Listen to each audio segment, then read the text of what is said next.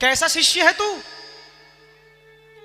সঙ্গে সঙ্গে সেই লোহার চিমটাটা উঠিয়ে রামদাস কাঠিয়া বাবাজি মহারাজ সেই শিষ্যের পিঠের মধ্যে 4-5 ঘাত মারতে মারতে মারতে তার পিঠকে 2 ফালি করে দিলেন।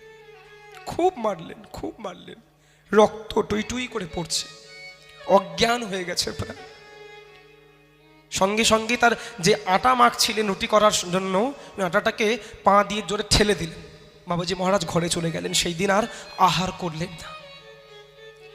পিঠটা চিড়ে গেছে মা, রক্ত পড়ছে পিঠের মধ্যে, খুব ব্যথা। সেই শিষ্যটি কাঁদতে কাঁদতে রুটি বানিয়েছেন। দুপুর পার হয়ে গেছে।